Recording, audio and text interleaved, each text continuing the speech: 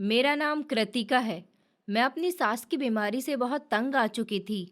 मैंने जानबूझकर अपनी सास को एक्सपायर दवाइयाँ खिलानी शुरू कर दी। धीरे धीरे मेरी सास पर उन दवाइयों का असर होने लगा। वक्त गुजरता गया और मेरे सास की तबीयत बिगड़ती चली गई। एक दिन ऐसा हुआ कि मेरी सास की मृत्यु हो गई। मैंने जल्दी से सारे सबूत मिटा दिए ताकि मेरी इस हरकत के बारे में मेरे पति या किसी और को पता ना चल सके। कुछ दिन के बाद सब कुछ नॉर्मल हो गया, पर मुझे बार बार अपनी सास के कमरे से उनके खांसने की आवाज़ें आती थीं। मेरे साथ बहुत कुछ अजीब अजीब सा हो रहा था। एक दिन मैंने डरकर घर में एक अच्छे और ईमानदार तांत्रिक बाबा को बुला लिया, तो वो सास के कमरे में गए और उन्होंने वहां से निकलने के बाद मुझसे कहा कि तुम्हारा बहुत बुरा अंजाम होगा। ऊपर वाला तुम्हें तुम्हारे कर्मों की सज़ा ज़रूर देकर रहेगा। वो तुम्हारी रस्सी ज़रूर कसेगा। तुम्हें अब ऊपर वाले के कहर से कोई नहीं बचा सकता। इतना कहकर वो तांत्रिक बाबा तो चला गया था, पर मैंने घर बदलने का फैसला कर लिया था, क्योंकि इस घर में रहते हुए मुझे बहुत डर लगता था। पर इससे पहले ही कुछ ऐसा हुआ जिसने मेरे होश उड़ा दिए। आज मैं सुबह जल्दी जाग गई थी। मौसम बहुत ही खूबसूरत हो रहा था, लेकिन मुझ पर इस मौसम का कोई असर नहीं होता, क्योंकि मेरे पूरे वजूद पर जैसे डर फैला हुआ था। मुझे समझ नहीं आ रहा था कि आखिर ये सब कुछ हो क्या रहा है। रात को जो नज़ारा मैंने अपनी आंखों से देखा था और कानों से सुना था, उसके बाद तो मुझ में हिम्मत ही नहीं रही थी कि मैं इस घर के आगे भी ठहर सकूं। इस घर में एक एक मिनट रुकना मेरे लिए मुश्किल हो रहा था। इतनी जल्दी मैं इस घर को बेच भी नहीं सकती थी और ना ही अपने पति से इस बारे में कोई बात कर सकती थी, क्योंकि आजकल वो कॉलेज में बहुत ज़्यादा बिजी थे। उन्हें अपने माँ के जाने का भी गम बहुत ही ज़्यादा था। इसी वजह से वो चुपचाप हो गए थे, ज़्यादा बात भी नहीं करते थे। उनकी आंखों में हमेशा आंसू रहते थे। वो अपनी माँ से बहुत मोहब्बत करते थे और अब उनकी माँ इस दुनिया को छोड़कर चली गई थी। मेरे पति को तो अपना होश ही नहीं था। उनका मन घर में ज़्यादा लगता नहीं था, बस ज़्यादातर अपनी नौकरी पर ही ध्यान देते थे। ऐसे में जो करना था वो मुझे ही करना था, क्योंकि मुझे लग रहा था कि मेरा दिमागी सुकून धीरे धीरे बर्बाद हो रहा है। मेरे पति के घर से निकलते ही फौरन मैंने ब्रोकर को कॉल मिलाई थी और उस पर जैसे फट पड़ी थी। मुझे बहुत ही गुस्सा आ रहा था, क्योंकि 2 दिन पहले से मैंने उससे कहा था कि तुम हमारा घर बिकवा दो। मैंने उस पर बरसते हुए कहा कि कब बेचोगे आप ये घर? 2 दिन हो गए हैं, एक बार भी कोई क्लाइंट लेकर नहीं आए हो आप। अगर काम नहीं करना तो मुझे बता दो, मैं किसी और से अपना काम करवा लेती हूँ। दूसरी तरफ से ब्रोकर ने मुझे तसल्ली दी और कहने लगा कि आज शाम तक कोई ना कोई क्लाइंट ज़रूर लेकर आऊँगा। और उसकी बात सुनकर मुझे थोड़ी तसल्ली हुई थी कि वो आज ज़रूर क्लाइंट लेकर आएगा, और इस तरह मैं बेफिक्र होकर नाश्ता करने लगी थी। लेकिन अचानक से मैंने देखा कि मेरे सास के कमरे का दरवाज़ा हिलने लगा था और एक बार फिर से हंसने की आवाज़ बड़ी शिद्दत के साथ आ रही थी। मैं डर गई। ये सब मेरा वहम था या फिर सच में मेरी सास की आत्मा इस कमरे में मौजूद थी? मुझे बहुत ही डर लग रहा था और मैं डर के मारे कांप रही थी। भला ऐसा कैसा हो सकता है? मैंने दौड़कर बेडरूम का दरवाज़ा बंद कर दिया था। सुबह के 10 बज रहे थे, तभी दरवाजे की बेल बजने लगी थी और ब्रोकर एक क्लाइंट के साथ आ गया था। ब्रोकर ने क्लाइंट को पूरा घर दिखाया था, लेकिन क्लाइंट ने एक ऐसी बात कही थी जिसे सुनकर मुझे हैरानी का एक जोरदार झटका लगा था। ब्रोकर के साथ जो इंसान आया था उसने कहा कि घर तो बहुत अच्छा है, रोशनी भी भरपूर है और खुला हवादार है, लेकिन इस घर से एक अजीब सी बदबू आ रही है। पहले मुझे लगा कि ये मेरा वहम है, लेकिन सच में इस घर में एक बदबू फैली हुई थी। इस क्लाइंट के मुंह से ये बात सुनकर मैं बुरी तरह से कांप उठी थी और खाली नज़रों से पूरे घर को देखने लगी थी। मैंने कहा, भैया जी, अगर आपको ये घर पसंद नहीं आ रहा तो कोई बात नहीं। मैंने यहीं पर बात ख़त्म कर दी थी, क्योंकि मैं लोगों की नज़रों में किसी नई बात को बढ़ावा नहीं देना चाहती थी, क्योंकि मेरा दिल बेहद घबरा रहा था और मुझे बार बार वो नज़ारा याद आने लगा था जो पिछले कुछ दिनों से मेरी आत्मा को बेचैन किए हुए था। और इसकी वजह जानते हुए भी मैं सब कुछ नज़रअंदाज कर रही थी। पूरा दिन मुझे डर महसूस होता रहा था और मुझे शायद बुखार भी हो गया था। मेरा शरीर तपने लगा था, शरीर में कमज़ोरी महसूस होने लगी थी। मेरी कंडीशन ठीक नहीं थी। मैंने अपने हस्बैंड को फ़ोन करके घर बुला लिया था। उनसे कहा था कि मेरी तबीयत ठीक नहीं है। ये दूसरा दिन था कि जब मैंने ये हरकत की थी और उन्हें कॉलेज से जल्दी घर आने के लिए कहा था, घर आते ही वो मुझ पर बरस पड़े थे। उन्हें बहुत ही गुस्सा आ रहा था। उन्होंने कहा कि ये तुमने रोज रोज का क्या तमाशा लगा रखा है? अगर तुम्हारी तबीयत ठीक नहीं है तो तुम डॉक्टर के पास जाकर दवाई क्यों नहीं ले आती हो? इस तरह मुझे क्यों फोन करती हो? मुझे अपना काम छोड़कर यहाँ पर आना पड़ता है। मैं यहाँ अपना काम छोड़कर आता रहूंगा तो नौकरी से हाथ धो बैठूंगा। मेरे पति को मेरी कंडीशन के बारे में पता नहीं था। वो उल्टा ही मुझ पर चिल्लाए जा रहे थे, लेकिन मैं क्या करती? मेरे कानों में मुझे अपनी सास के खांसने की आवाज़ रिकॉर्ड सी हो गई थी। ऐसा लगता था जैसे उनके कमरे में कोई मौजूद है। मैंने अपनी सास की मौत को अपने दिमाग पर सवार कर लिया था। मैंने बड़ी मुश्किल से खुद को अपने पति के सामने कंट्रोल किया और सब्र से काम लिया था। लेकिन मुझे लगता था कि अब मेरे सब्र की लिमिट खत्म होती जा रही है। पति का गुस्सा तो जैसे तैसे बर्दाश्त कर लिया था और घर के काम भी तबीयत खराब की कंडीशन में धीरे धीरे निपटा लिए थे और अपने कमरे में आ गई थी। तभी मेरे पति को प्यास लगने लगी थी और रात के 12 बजे उन्होंने कहा कि मुझे किचन से ठंडा पानी ला दो। पहले तो मैंने उन्हें टालने की कोशिश की थी, क्योंकि मेरे अंदर इतनी हिम्मत नहीं थी कि मैं अपनी कंडीशन की वजह से काम कर पाती। लेकिन फिर पति का कहना मानना ही था और उनको पानी देना ही था, इसलिए मैं किचन में पानी लेने के लिए आ गई थी। किचन में पानी लाने के लिए सास के कमरे से होकर गुजरना पड़ता था और मुझे उनके कमरे के आसपास से भी डर लगता था। इसलिए रात को किचन में जाते हुए मुझे और भी ज्यादा घबराहट महसूस हो रही थी।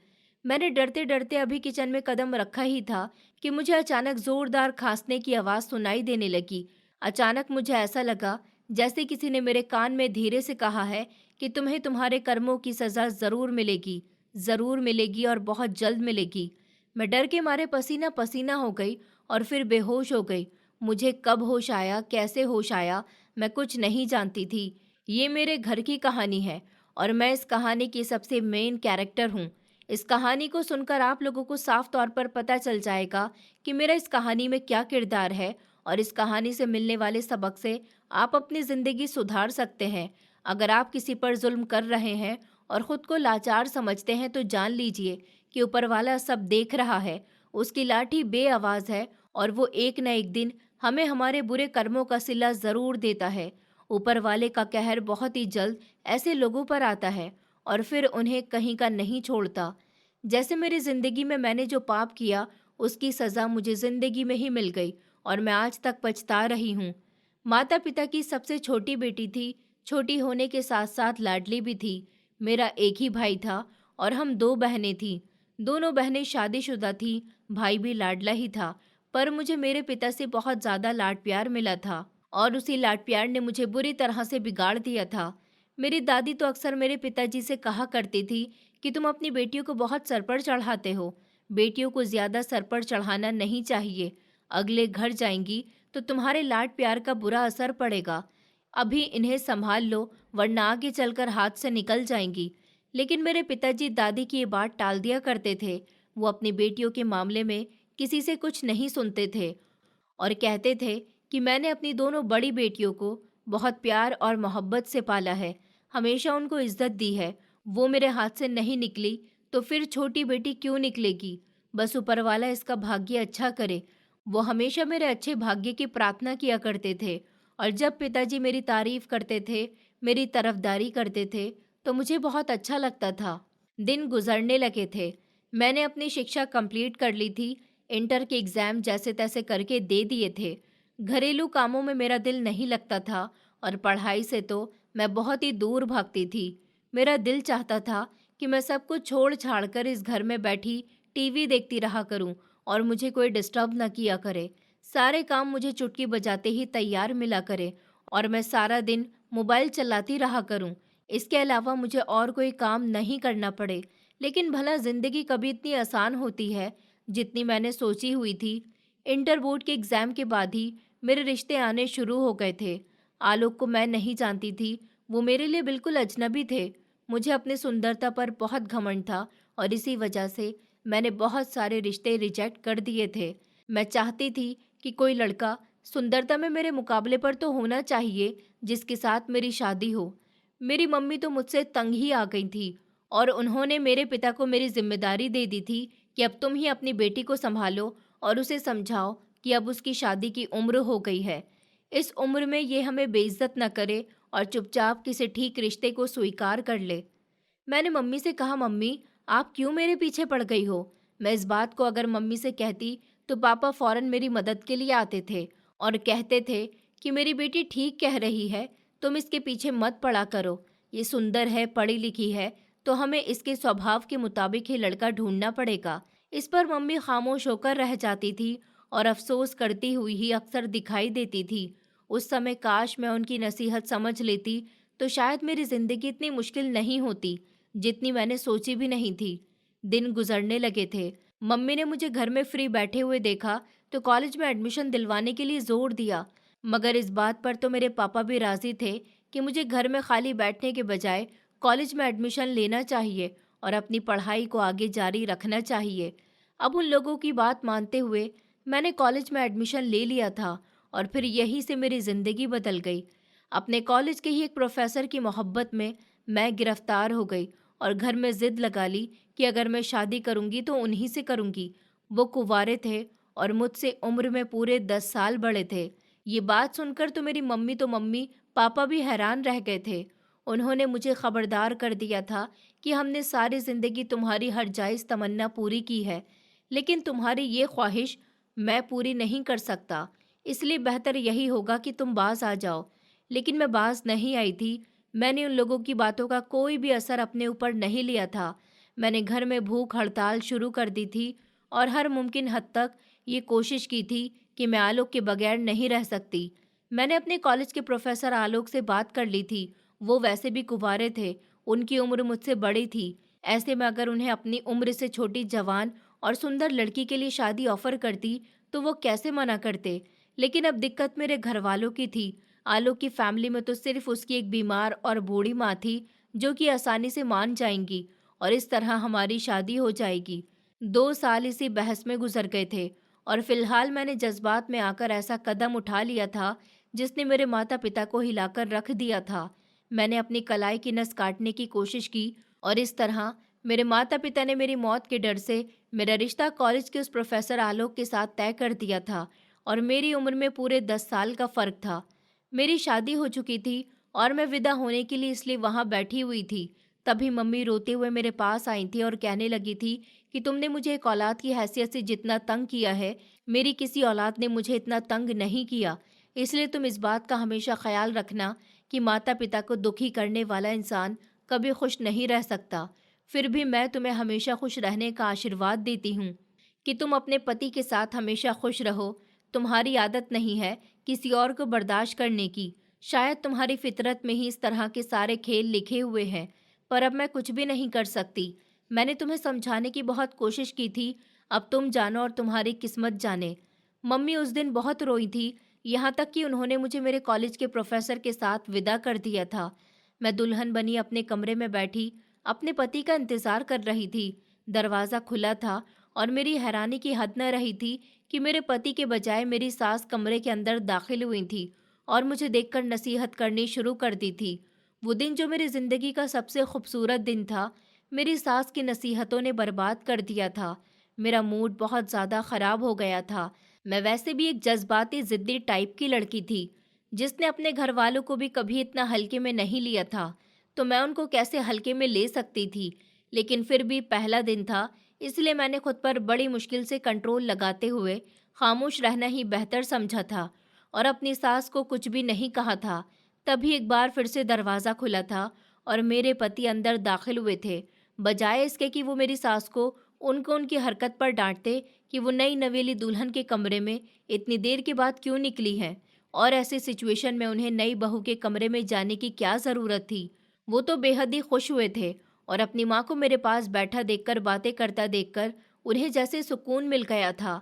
मेरी आंखें तो फटी की फटी रह गई थी और मेरे चेहरे पर एक नागवार सी लहर उभर आई थी। मैंने कहा, मैं कब से आपका इंतज़ार कर रही हूँ, आप कहाँ रह गए थे? मेरी सास को मैंने पूरी तरह से इग्नोर कर दिया था। शायद ये मेरी आखिरी कोशिश थी कि मैं उन्हें कहूँ कि अब मुझे आपकी मौजूदगी बिल्कुल भी बर्दाश्त नहीं हो रही है, जबकि मेरी सास को वहाँ से चले जाना चाहिए था। मेरे पति ने मेरी बात का जवाब दिया कि बस मुझे एक ज़रूरी काम था, तुम बैठो और मम्मी से बातें करो, मैं अभी हम सबके लिए चाय बनाकर लाता हूँ। अपने पति के मुंह से ये बात सुनकर मैंने फौरन ही अपना सर पीटना चाहा था, लेकिन वो बाहर चाय बनाने के लिए चले गए थे। ऐसे मौके पर भी कोई अपनी माँ को कमरे में छोड़कर चाय बनाने के लिए चला जाता है, और इन 20 मिनट में मेरी सास ने मेरा दिमाग आधा कर दिया था। वो लगातार बातें करती चली जा रही थी और मैं उनकी शक्ल देखकर खुद को किसी बहुत बड़ी बेवकूफ़ से कम नहीं समझ रही थी। मेरी सास कहने लगी कि बेटा, अब तुम थक गई होगी, एक काम करो, सो जाओ।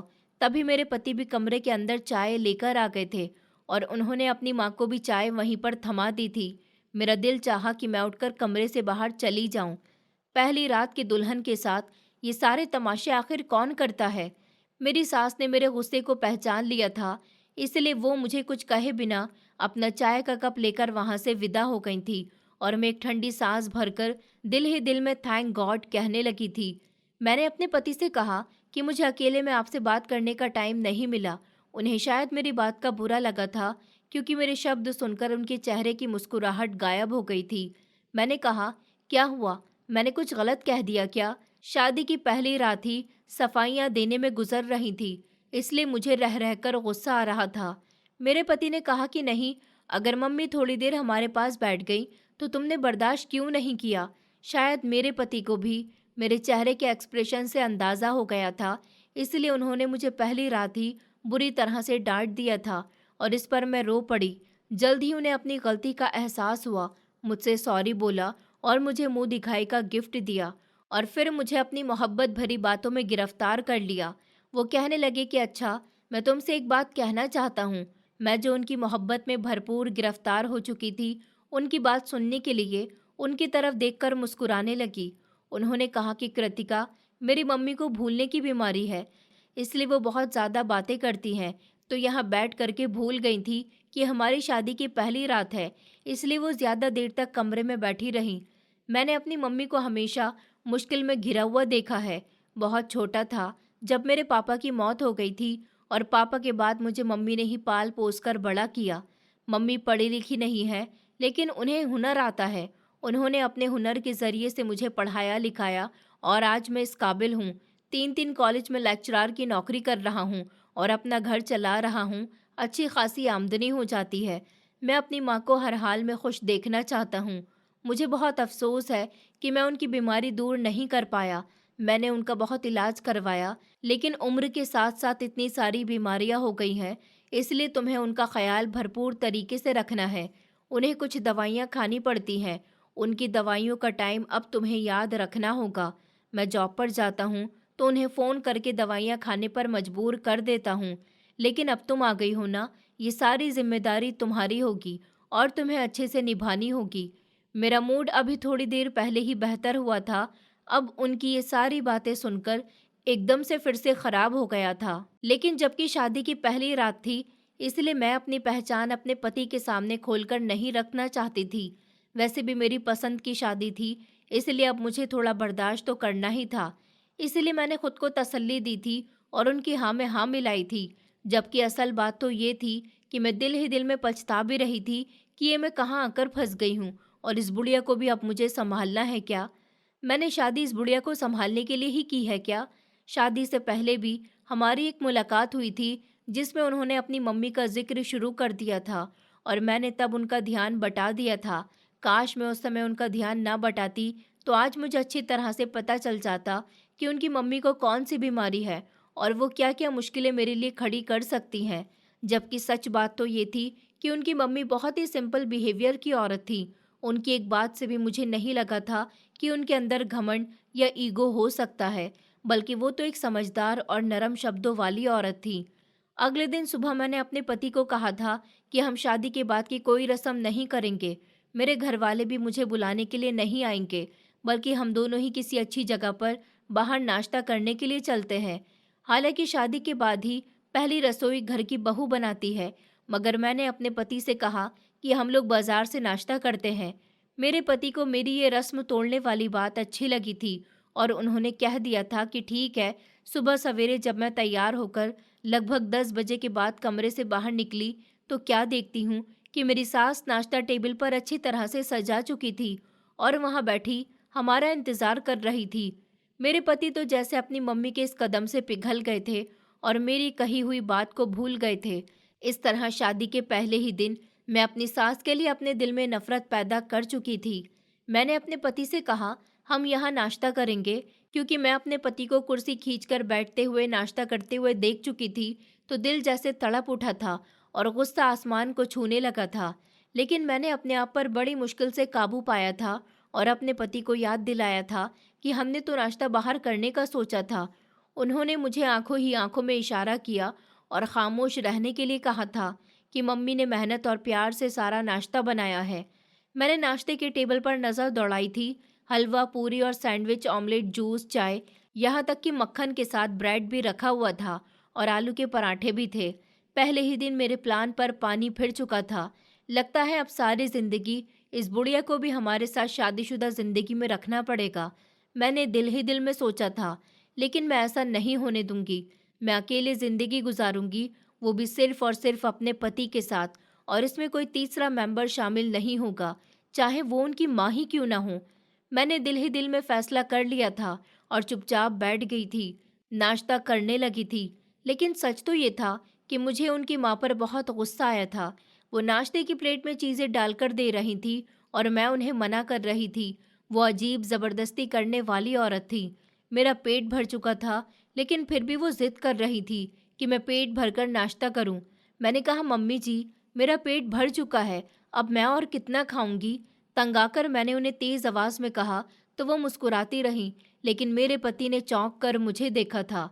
उन्होंने कहा, धीरे से बात करो ना। उन्होंने मुझे उसी समय टोक दिया था और मेरा दिल चाहा था कि मैं दहाड़े मार मार कर रो दूं।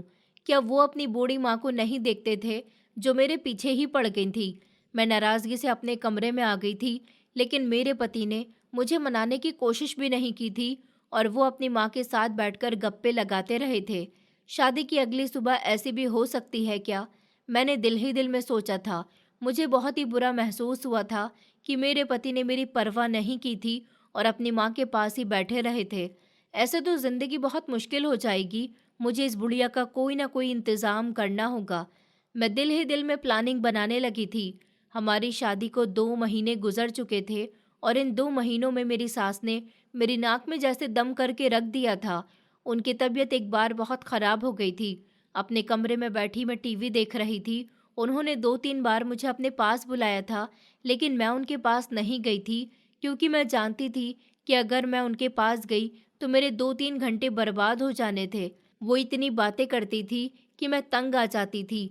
मैं अगर उन्हें किसी काम का भी कह देती तो वो मेरे पीछे पीछे आ जाती थी। मैंने उन्हें जवाब नहीं दिया था। रात को मेरे पति ने मुझ पर खूब गुस्सा किया था।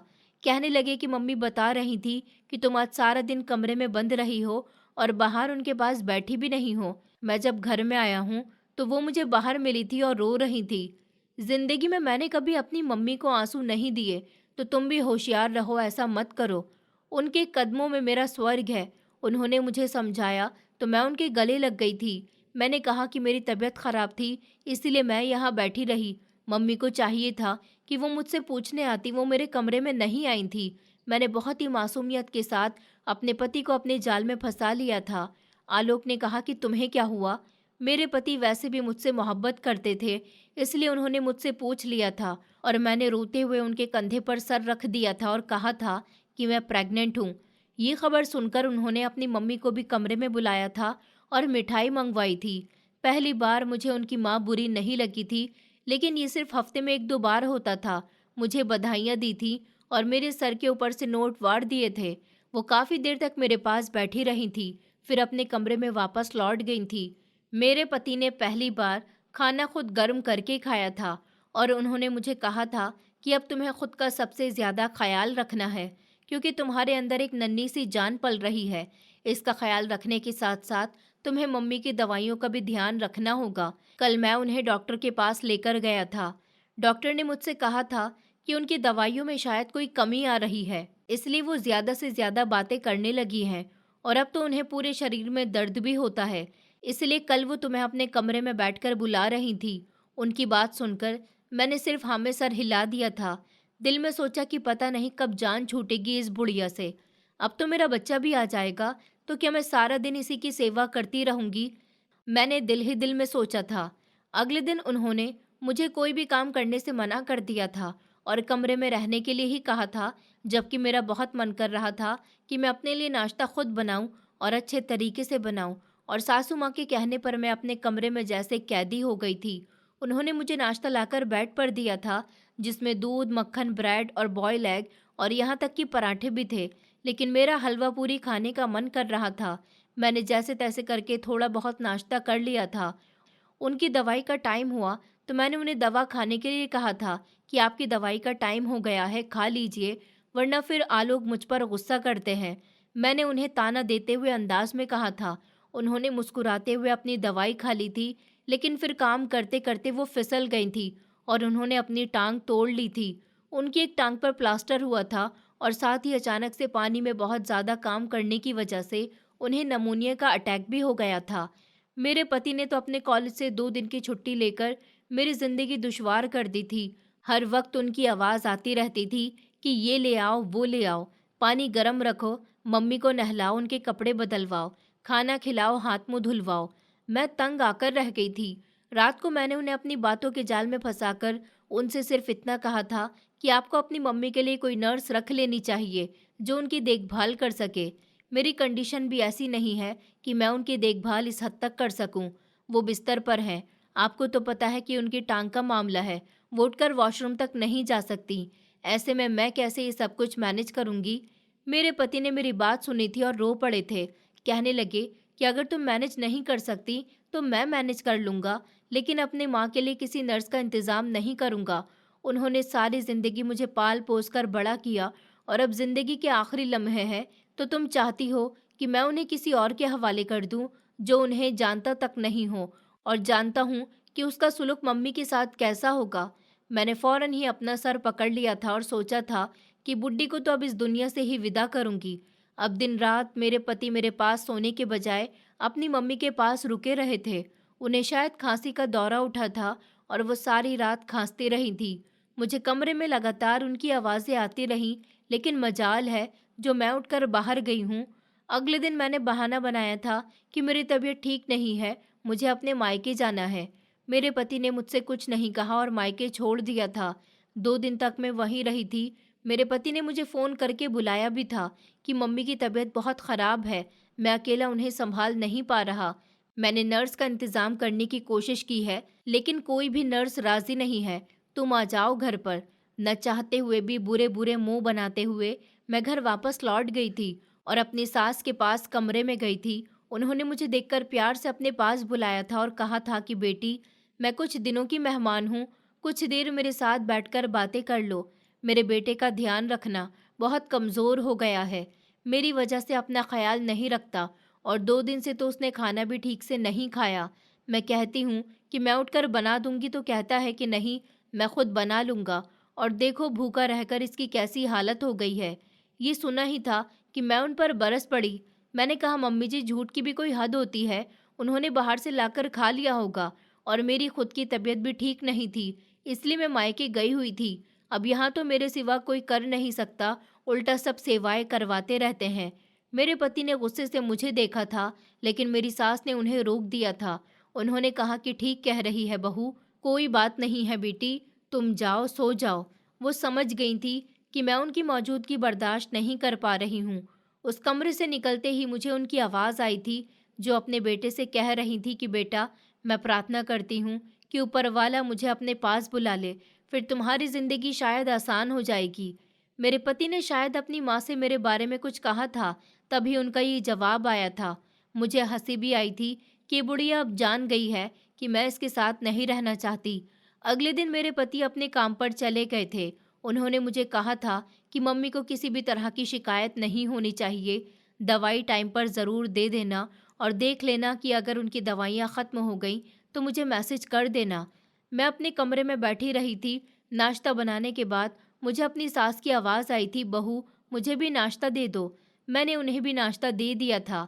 एक सूखी रोटी के साथ आधा कप चाय पकड़ा दी थी, वो भी उन्होंने खुश होकर खा ली थी। मैंने चिल्लाकर कहा था कि पता नहीं ये किस टाइप की औरत है। उसी दौरान मुझे पेट में दर्द महसूस हुआ था। तभी मुझे उनके कमरे में अपनी सास के चिल्लाने की आवाज़ आने लगी। मुझे उठकर जाना पड़ा तो उन्होंने मुझसे कहा कि बहू, मेरे सीने में बहुत तेज़ दर्द हो रहा है, यहाँ दवाइयाँ रखी होंगी, उनमें से एक उठाकर मुझे दे दो। जुबान के नीचे रखने की गोली है, रख लूँगी तो ठीक हो जाऊँगी। उनके पैरों में भी अभी दर्द हो रहा था, इसलिए वो खुद नहीं उठ सकती थी। पेट में भी बहुत तेज़ दर्द होने की वजह से मैंने दवाइयाँ उठाई थी और तभी अचानक मेरी नज़र उनकी दवाइयों की एक्सपायरी डेट पर पड़ी थी। मेरे दिमाग में एक शैतानी ख्याल आया था। उसी समय मेरे पेट का दर्द भी गायब हो चुका था और मैंने भी कुछ सोचे समझे बिना वो दवाइयाँ उठाकर अपनी सास की हथेली पर रख दी थी और कहा कि ये खा लीजिए, आप ठीक हो जाएंगी। जबकि वो दवाइयाँ एक्सपायर थीं।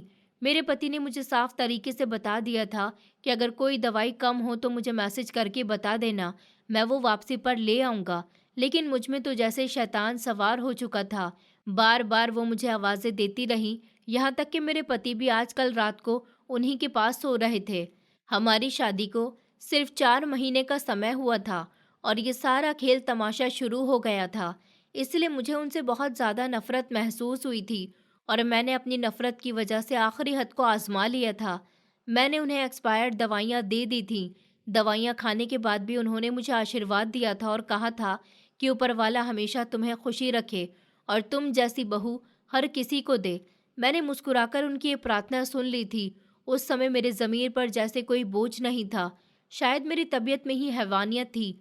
मैंने अपने तौर पर हर कोशिश कर ली थी कि वो इस दुनिया में ना रहें और मैं अपने कमरे में जाकर आराम से लेट गई थी। दोपहर के 4 बज रहे थे।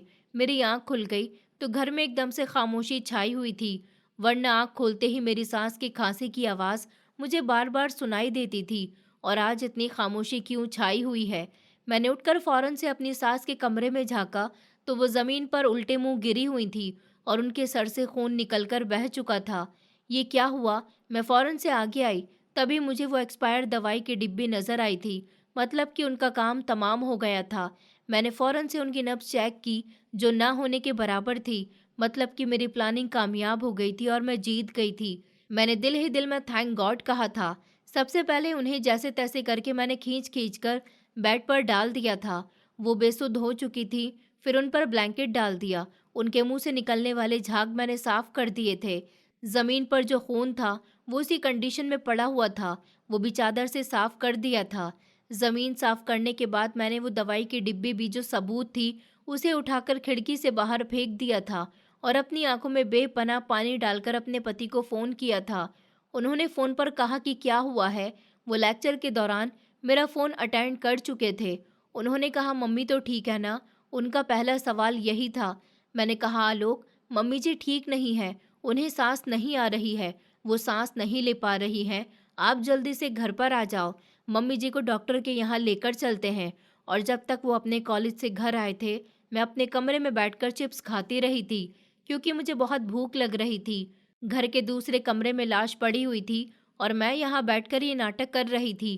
काश उस समय ऊपर वाले ने मुझे अक्ल दी होती या मुझे समझा दिया होता तो आज ये सब कुछ ना होता। लेकिन मैं तो लापरवाह हो चुकी थी, ये तक भूल गई थी कि मेरे पेट में पलने वाली संतान भी कल को अगर मेरे साथ ये सुलूक करेगी तो मैं किसी को मुंह दिखाने के लायक नहीं बचूंगी और फिर मुझे ये नज़ारा शिद्दत से याद आएगा। लेकिन उस समय तो मैं सर झटककर अपनी सोच में गुम हो गई थी। जब दरवाजे पर जोर जोर से दस्तक हुई तो मैंने दौड़कर दरवाज़ा खोला था और अपने पति के गले से लगकर रो पड़ी थी। उन्होंने मुझे खुद से अलग किया और अपनी माँ के कमरे में गए, जहाँ उन्हें इस तरह बेसुध देखकर उन्होंने उन्हें अपनी गोद में उठा लिया था और एम्बुलेंस में डाला था। वो अपने साथ एम्बुलेंस ले आए थे। हॉस्पिटल पहुंचते ही थोड़ी ही देर के बाद उन्होंने मुझे फ़ोन करके कहा था कि मम्मी नहीं रहीं। मैं मुस्कुराई थी कि क्या सच में वो नहीं रहीं? मैंने उनसे पूछा। उन्होंने कहा कि हाँ, मेरी दुनिया ख़त्म हो गई है कृतिका। मैंने उन्हें 2-4 तसल्ली के शब्द बोल दिए थे और फ़ोन रखते ही खुशी से उछल पड़ी थी। मेरे पति ने फ़ौरन से एक नौकरानी भेजी थी, जिसे घर की सफाई करने के बाद वहाँ लोगों के बैठने का इंतज़ाम करना शुरू कर दिया था। लोग आते गए थे, शोक मना रहे थे और मैं रो रो कर इस बात को यकीन बनाती गई कि मेरा और मेरी सास का रिश्ता बहुत ही अच्छा था। वो बहुत ही अच्छी और समझदार औरत थी। लेकिन न जाने उन्हें क्या हुआ कि वो मर गईं। 2 दिन तक मेरे पति अपनी माँ की मौत का सदमा बहुत ज़्यादा करते रहे। फाइनली तीसरे दिन मुझे आज़ादी का एहसास हुआ था। सारे लोग शोक मनाकर अपने घर को लौट चुके थे और मेरे पति ने भी काम पर जाना शुरू कर दिया था। वो बहुत ही उदास रहते थे, लेकिन अब मुझे आज़ादी का एक ऐसा खुशगवार लम्हा नसीब हुआ था, जिसे मैं खुलकर जीना चाहती थी। मैंने अपने पति के लिए नाश्ता बनाया था और मैं टेबल पर बैठकर नाश्ता कर रही थी कि अचानक से मुझे एक अजीब सी कंडीशन से गुजरना पड़ा था। मुझे ऐसा लगा कि मेरी सास के कमरे से मुझे कोई आवाज़ दे रहा है और कोई खांस रहा है। मैं एकदम से उछल पड़ी थी और फौरन मैंने अपने धड़कते हुए दिल को थाम लिया था। टेबल पर से ट्रे उठाकर अपने कमरे का दरवाज़ा बंद करके नाश्ता किया। सारा दिन मेरा दिल धड़कता रहा था कि ये भला आवाज़ कैसी थी, और इस समय तो मेरे अलावा घर में कोई और भी नहीं था। जब तक मेरे पति नहीं आए, मैं इसी तरह कमरे में बंद रही थी और तबीयत की खराबी का बहाना बना दिया था। वो बाहर से ही खाना ले आए थे। खाना खाकर मैंने भी सास के कमरे की तरफ देखना भी गवारा नहीं किया, जबकि मेरे पति उन्हीं के कमरे में बैठकर उन्हें काफ़ी देर तक याद करते रहते थे। अगले दिन जैसे ही मेरे पति काम पर जाने लगे, तो मैंने उनका हाथ पकड़ लिया और कहा कि मुझे डर लगता है, घर से आप मत जाइए। उन्होंने मेरी हालत देखी थी तो मेरे माथे पर प्यार किया था और कहने लगे कि जाना तो पड़ेगा, तुम्हें क्यों डर लग रहा है, मजबूत बनो। और इस तरह वो दोबारा से चले गए थे। मैंने डरते डरते घर के सारे काम करने शुरू किए। न जाने क्यों यहाँ की आज़ादी मुझे नसीब तो हुई थी, लेकिन खुलकर सांस लेने का मौका नहीं मिल पा रहा था। बार बार उनका आखिरी नज़ारा मुझे याद आता था, जब वो उल्टे मुंह ज़मीन पर गिरी हुई थी और उनकी नाक और मुंह से झाग बरामद हुए थे। मैं खुश होकर भी खुश नहीं हो पा रही थी। न जाने क्यों मेरे दिल में एक अजीब सा डर बैठ गया था।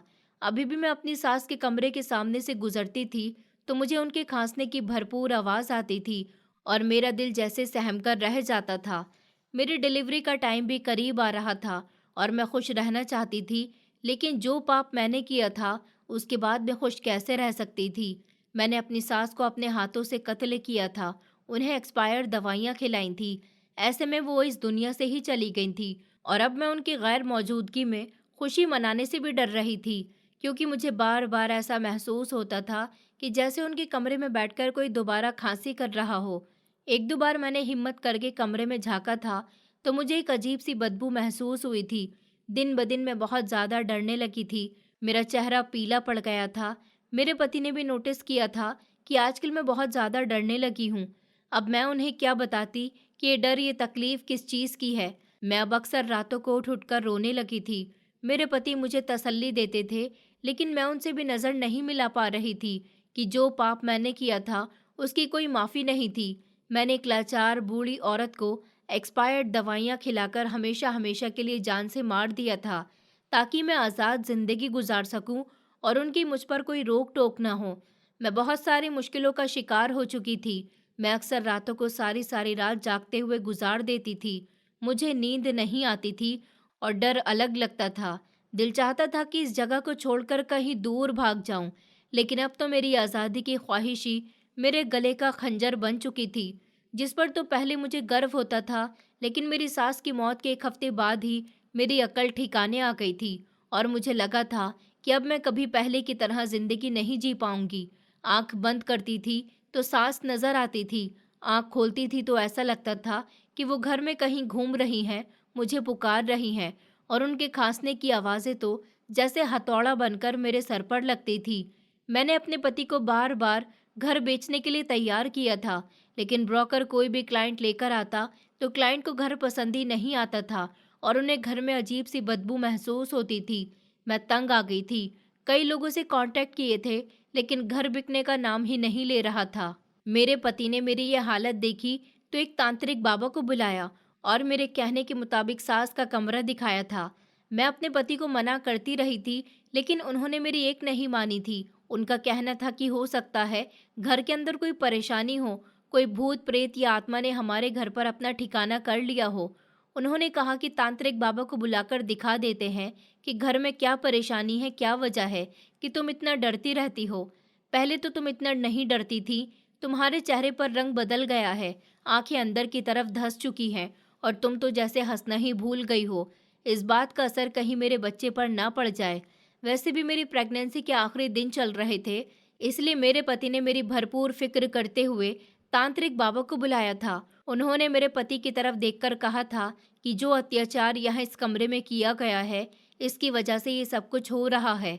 ये सुनकर मेरे पति हैरान रह गए थे और तांत्रिक बाबा ने मुझे सख्त भरी हुई नजरों से देखा था और कहने लगे कि तुम्हें इसकी सजा जरूर मिलेगी।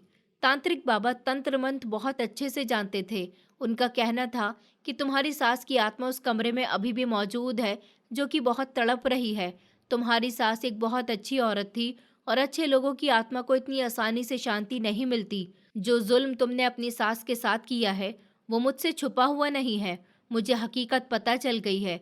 वो एक अच्छी और भगवान की भक्त औरत थी, लेकिन अब तुम्हें सजा का मजा चखना होगा। तुम्हारा घर ना टूटे इसलिए मैं सिर्फ बता रहा हूँ, लेकिन तुम ऊपर वाले से यहाँ से इंसाफ की उम्मीद मत रखो। वो जरूर इंसाफ करेगा। मेरे पति को भी वो बहुत तसल्ली देकर जा चुके थे, लेकिन मैं जैसे जिंदा लाश बन चुकी थी। मुझे किसी तौर पर भी सुकून नहीं आ रहा था। मुझे लगता था कि मैं बहुत ही जल्द दिमागी मरीज बन जाऊंगी, और ऐसा ही हुआ था। मैं अब दोपहर से भी जागते हुए चिल्लाती रहती थी। मेरे पति ने मेरी यह हालत देखकर मुझे अस्पताल में एडमिट करवा दिया था और हमारे यहाँ बेटी ने जन्म लिया था। उसे देखते ही मुझे नफरत सी महसूस हुई थी, क्योंकि वो बिल्कुल मुझ पर गई थी। बहुत खूबसूरत थी और अब मेरी बर्दाश्त की हद खत्म हो चुकी थी। मुझे कोई भी दिमागी सुकून नहीं मिल रहा था। मुझे हर जगह हर तरफ अपनी सास ही नजर आती थी और मुझसे एक ही बात कहती थी कि तुमने मेरे साथ अच्छा नहीं किया, क्यों तुमने मेरी जान ले ली। अस्पताल में तंग आकर मैंने अपने पति को अपने पास बुलाया था और इतना कहा था कि मैं मुजरिम हूँ। मेरे पति ने मेरे मुंह से ये बात सुनी तो वो अपनी जगह दंग रह गए थे। अपनी गोद में मौजूद बेटी को तो उन्होंने अपने सीने से लगा लिया था और मुझे पैसों की गड्डी हाथ में थमा दी थी। अपने बाल खुद बिखेर लिए थे। उन्होंने कहा कि अपने घर खुद वापस चली जाना, अपने माता पिता के घर, क्योंकि तुम्हारा मेरे घर में वापस आना मेरे लिए अशुभ है। तुम जैसी औरत को मैंने सर चढ़ा रखा था और तुमने मेरी माँ को मुझसे दूर कर दिया। ये एहसान मानो कि मैं तुम्हें पुलिस के हवाले नहीं कर रहा, लेकिन मैं तुम्हें डाइवोर्स देना चाहता हूँ। जल्द ही तुम्हारे घर डाइवोर्स के पेपर्स पहुँच जाएंगे। मेरी माँ के साथ अत्याचार करने वालों की मेरी जिंदगी में कोई जगह नहीं है। उन्होंने मुझसे मेरी बेटी भी छीन ली थी। मैं उसे अपना दूध तक नहीं पिला सकी थी। मैं रोती रही, चिल्लाती रही, गिड़गिड़ाती रही, लेकिन मेरा सच सबके सामने आ गया था। मेरे घर वालों ने भी मुझे स्वीकार करने से इनकार कर दिया था, तो मैं उनके पैरों में गिरकर माफ़ी मांगने लगी। मेरी मम्मी ने मुझे अपने ही घर में बने छत के ऊपर छोटे स्टोर रूम में जगह दे दी थी। ये एक मामूली सा कमरा था जिसमें हमारे घर का सारा कबाड़ भरा रहता था। मुझे रह रहकर अपनी बेटी का ख्याल आता था। मेरा भाई भी शादीशुदा हो चुका था। पिता की मौत हो गई थी क्योंकि मेरे पापा बीमार रहते थे। भाई ही उनका ख्याल रखते थे, और जब से उन्हें पता चला था कि मैंने ये कारनामा किया है, तो हर किसी ने मुझसे मुंह मोड़ लिया था। ये सब उनकी मेहरबानी थी कि उन्होंने मुझे अपने घर में रहने की जगह दे दी थी। हालांकि जैसी मेरी करतूत थी, उन्हें तो मुझे घर से बाहर निकाल देना चाहिए था। भाभी का व्यवहार भी मुझसे बहुत बुरा था। वो मुझे जानवरों की तरह खाना देती थी। कई दिनों तक तो मुझसे पूछने तक भी कोई नहीं आता था कि मैं कैसी हूँ, कैसी नहीं हूँ, और मैं बार बार अपनी बेटी को याद करती थी। सारी सारी रात रोती रहती थी। मुझे उसके रोने की आवाज़ सुनाई देती थी, और अजीब बात तो ये थी कि मुझे अभी तक अपने कानों में खांसने की आवाज़ बार बार सुनाई देती थी। इधर मुझे पता चला था कि मेरे पति ने अपनी बेटी की देखभाल के लिए दूसरी शादी कर ली है। दूसरी पत्नी बहुत सुलझी हुई है, जो माँ का किरदार बखूबी निभा रही है, और मेरा पति एक बेहतरीन सुकून वाली जिंदगी गुजार रहा है। मैं अकेली रह गई, दिमागी मरीज हो गई थी। रोने चिल्लाने की आवाज़ जब घर वालों के कानों में पड़ने लगी, तो उन्होंने मुझे पागल खाने भिजवा दिया था। वहाँ एक रहमदिल औरत ने मेरी कहानी सुनी थी और मुझ पर रहम खाया था। उसने मुझसे कहा था कि तुम्हें तुम्हारे कर्मों की सज़ा मिल गई है। मैंने सिर्फ उससे एक ही बात कही थी कि मैं अपनी सास की तस्वीर देखना चाहती हूँ। शायद उनकी तस्वीर को अपनी आंखों के सामने रखकर उनसे माफ़ी मांगना चाहती हूँ।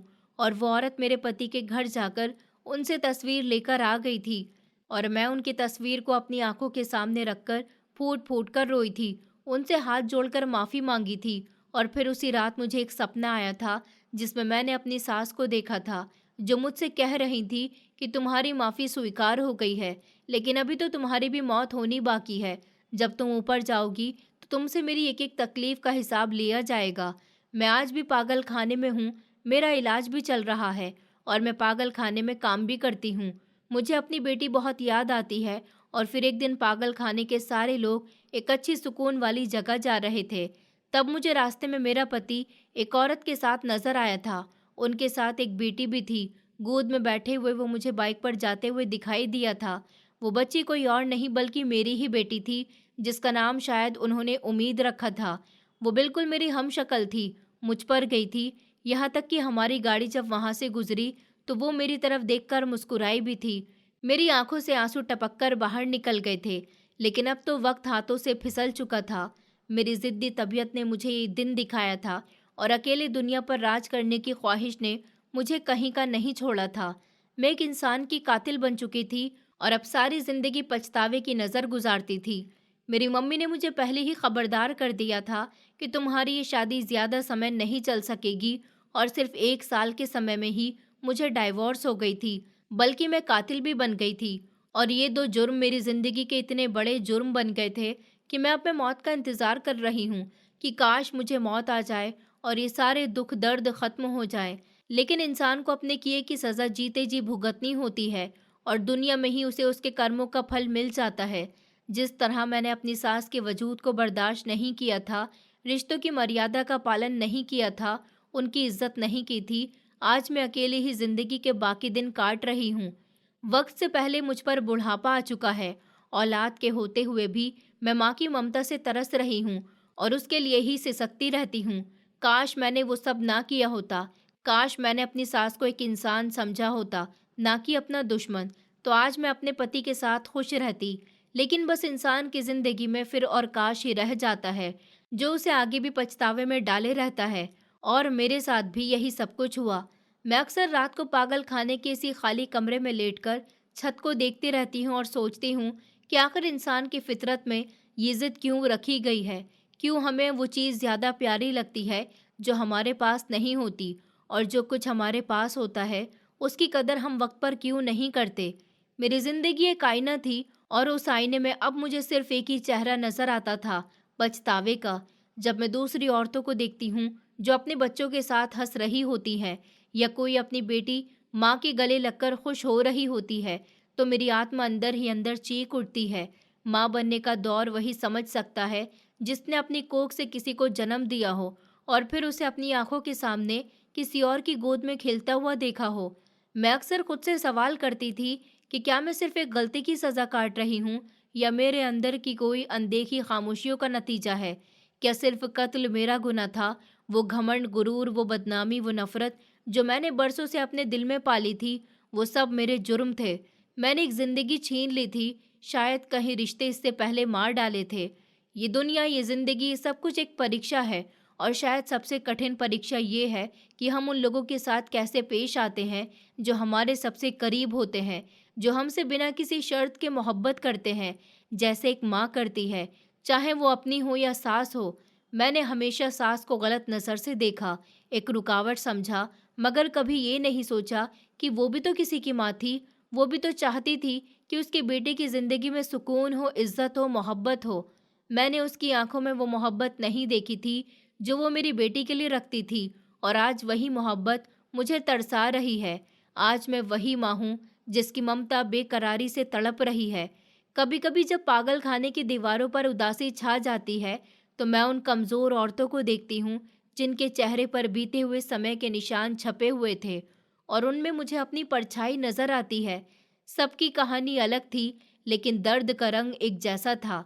एहसास तब हुआ कि हम सब अपनी ही बनाई हुई कैद में कैद हैं। आज मेरी उम्र ज्यादा नहीं, लेकिन वक्त ने मुझे इस तरह तोड़ दिया है कि दिल में सिर्फ एक ही चाहत बची है, सुकून। शायद यही सुकून मुझे मौत के बाद मिले, या शायद किसी लम्हे मेरी बेटी बड़ी होकर मेरे बारे में जाने और एक पल के लिए मेरी तरफ देखकर ये सोचे कि शायद मेरी माँ भी किसी वक्त अच्छी रही हो, बस राह भटक गई हो। मैं अब कोई ख्वाहिश नहीं रखती, न दुनिया की न किसी रिश्ते की, बस यही चाहती हूँ कि मैं कभी इस दुनिया में दोबारा आऊँ तो किसी के दिल को न तोड़ूं, किसी की मोहब्बत को न ठुकराऊं, और सबसे बढ़कर सच को सच मानूं, चाहे वो मेरे खिलाफ ही क्यों ना हो। जिंदगी ने सिखा दिया है कि जिस दिल को तुम ठुकराओगे वही दिल तुम्हें सबसे ज्यादा याद आता है जब तुम अकेले होते हो।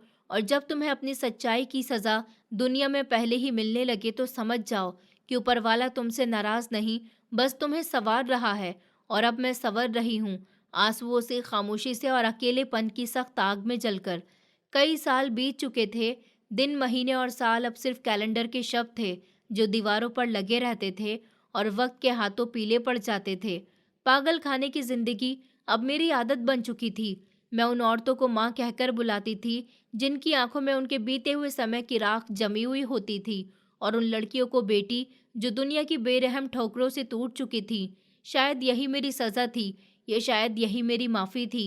एक दिन सर्दियों की दोपहर में जब धूप बेरंग और कमजोर हो चुकी थी, एक लड़की पागल खाने की दीवारों से गुजरती हुई मेरे कमरे तक आई थी। उसकी आंखों में वहशत नहीं थी और ना ही तरस था, बस खामोशी थी, बहुत गहरी और सिंपल खामोशी। मैंने उसे पहचानने की कोशिश की, लेकिन मेरी आंखें धुंधला चुकी थीं। उसने कहा कि आप वही है ना? मैंने कुछ कहे बिना सिर्फ सर हिलाया। वो कहने लगी कि आप वही है ना? मेरी तो सांसें रुक गईं। कहीं ये वही तो नहीं थी मेरी बेटी? मैंने उसे कभी गोद में नहीं लिया था, कभी उसको प्यार नहीं किया था, और ना ही उसके पहले कदमों के वक्त मेरे हाथ उसके सहारे बने थे। लेकिन वो खड़ी थी मेरे सामने इतनी खामोशी से जैसे मेरे पापों की गवाह बन चुकी हो। उसने कहा, आपको पता है, मैंने हमेशा अपनी दादी के बारे में सुना, उनकी मेहरबानियों के किस्से सुने, उनकी कुर्बानियाँ, उनके आशीर्वाद, उनकी प्रार्थनाएं, और आपके बारे में भी सब कुछ जानती हूँ। लेकिन मुझे किसी से नफरत नहीं है। मैं उसकी बात सुनकर टूट गई थी, जैसे किसी ने मेरे सीने से सारी सांसें खींच ली हो। उसने कहा, मैं यहाँ कोई जवाब देने या लेने नहीं आई हूँ, सिर्फ ये देखने आई हूँ कि क्या आप सच में इतनी बुरी थी जितनी कि दुनिया कहती है। मैं हंस पड़ी थी, एक वीरान जख्मी हंसी। उसने कहा, तो फिर आपने क्या पाया? एक माँ जो शायद कभी माँ न बन सकी। मेरी आंखों से आंसू निकल चुके थे बरसों के बाद, क्योंकि अब पहली बार मैंने सच में खुद को आईने में देखा था। एक औरत जो रिश्तों की धूप में तड़पती हुई भटकती रही थी, और आखिरकार एक साया ढूंढने उसे आया था जो कभी उसकी अपनी गोद थी। उसने कहा, मैं आपको कभी कुछ नहीं दे सकती, न पछतावा, न माफ़ी, न मोहब्बत, बस अपनी ज़िंदगी की खाक दे सकती हूँ। उसने कहा, मुझे तो सिर्फ इतना जानना था कि आप जिंदा हैं। मैं जा रही हूँ। जब आप मर जाओगी तो आपकी चिता को आग देने भी आऊँगी। शायद तब आप सो रही होंगी। इतना कहकर वो चली गई थी। मेरे हाथ खाली थे, दिल भरा हुआ था, सांस हल्की थी। शायद पहली मुलाकात मेरे भाग्य में कुछ इस तरह लिखी थी। एक खामोश दरवाज़ा जो बरसों बाद खुला था, सिर्फ बंद होने के लिए। उस दिन के बाद मैं कुछ नहीं बोली, न किसी से बात की, न कुछ मांगा। मैं जान गई थी कि मुझे सज़ा मिल चुकी है और अब मैं सिर्फ मौत का इंतज़ार कर रही हूँ। न कि इसलिए कि मैं थक चुकी हूँ, बल्कि इसलिए कि मेरी आत्मा को वो लम्हा मिल चुका है जो शायद मेरा आखिरी छुटकारा है। दोस्तों, उम्मीद करती हूँ आपको हमारी कहानी पसंद आई होगी। कहानी पसंद आई है तो वीडियो को लाइक करें, चैनल पर नए हैं तो चैनल को सब्सक्राइब करें, और हाँ, नोटिफिकेशन बेल को ज़रूर दबाएं ताकि अगली अपडेट सबसे पहले आपको मिले।